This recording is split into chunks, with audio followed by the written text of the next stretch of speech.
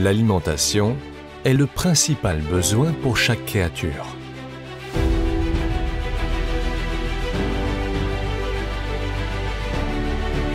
Mais ce n'est plus un problème dans les pays développés d'accéder à la nourriture pour survivre. Le succès de la sécurité alimentaire des pays développés réside dans le fait qu'ils sont déjà équipés en infrastructures de chaîne du froid et qu'ils aient développé une culture de stockage alimentaire.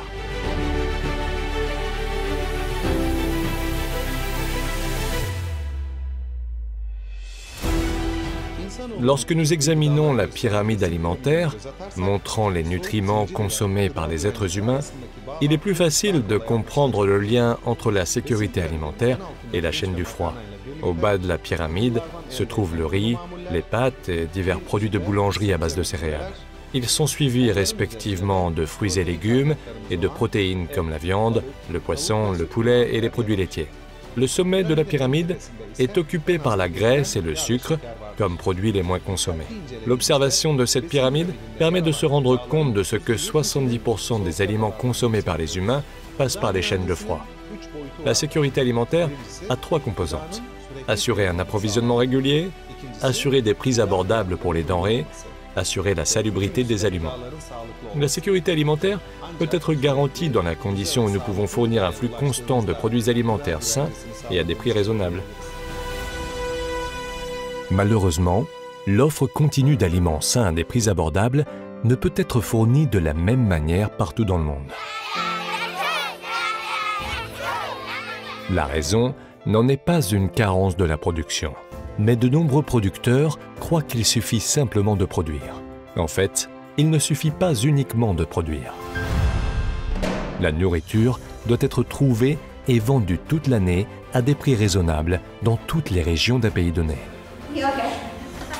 Cette détermination exige des plans stratégiques pour stocker les produits jusqu'au moment de la consommation. On observe 2 principaux obstacles auxquels doivent faire face les pays en développement lorsqu'ils tentent d'établir une chaîne du froid. Le premier concerne l'infrastructure. Les pays en développement n'ont pas d'entrepôts frigorifiques de volume adéquat ni de véhicules en nombre suffisant pour transporter les aliments entre ces entrepôts de stockage. Le deuxième obstacle concerne la culture de stockage de nourriture. Il est vital pour les pays producteurs de nourriture d'apprendre et de pratiquer la culture de stockage des aliments. Nous devons garder à l'esprit, bien sûr, que nous ne pouvons pas vendre nos produits dans d'autres villes ou d'autres pays si aucune chaîne de froid disponible n'a encore été mise en place. La chaîne du froid qui vous garantit des aliments frais et sains dans les meilleures conditions a 2 aspects principaux: les entrepôts frigorifiques et les véhicules réfrigérés transportant des aliments dans ces entrepôts. Les entrepôts frigorifiques ne sont pas très différents les uns des autres. Ils sont composés de chambres isolées de différentes dimensions avec des capacités de régulation de la température. Ces entrepôts possèdent également des unités de gestion et des unités techniques. Ces entrepôts comportent des systèmes de réfrigération, de grandes portes coulissantes, des ponts bascules, des rampes de chargement et des soufflets. En plus de la nécessité d'établir un stockage séparé pour chaque produit alimentaire, il est également nécessaire de créer des entrepôts urbains qui répondent aux demandes alimentaires des populations de la ville afin d'assurer la sécurité alimentaire. Ces entrepôts peuvent être considérés comme des réfrigérateurs pour les villes. Sans ces entrepôts, il n'est pas possible de parler de sécurité alimentaire.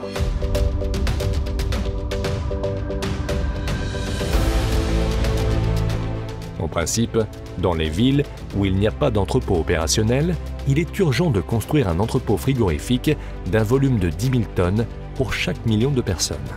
Une installation de stockage de 10 000 tonnes peut fournir un espace de stockage de 1 m3 pour 20 personnes dans une ville d'1 million d'habitants.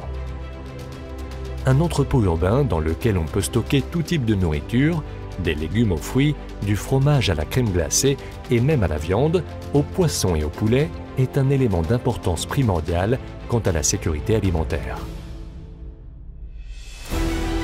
Le transport frigorifique, qui assure une chaîne de froid ininterrompue entre producteurs et consommateurs, est le facteur primordial de liaison entre toutes les installations de stockage établies.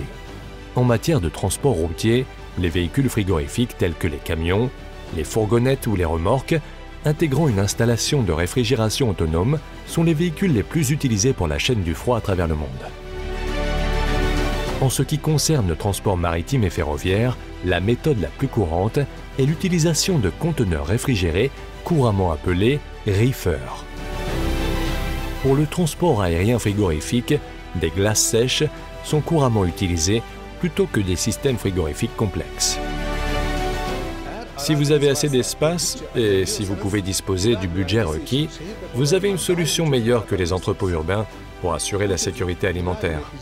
Il s'agit des centres d'approvisionnement, où vous pouvez rassembler les producteurs et les distributeurs sur le même site. Il est nécessaire d'amener tous les producteurs de petite et moyenne taille et les distributeurs qui fournissent des aliments ensemble dans un centre d'approvisionnement alimentaire commun. Cet endroit doit être conçu de manière à pouvoir être élargi. Les grands espaces de stockage dans cette installation permettent un approvisionnement alimentaire constant et donc une stabilité accrue des prix. Le coût le plus raisonnable et le plus avantageux peut être obtenu de cette manière. Ces centres d'approvisionnement alimentaire garantissent votre sécurité alimentaire.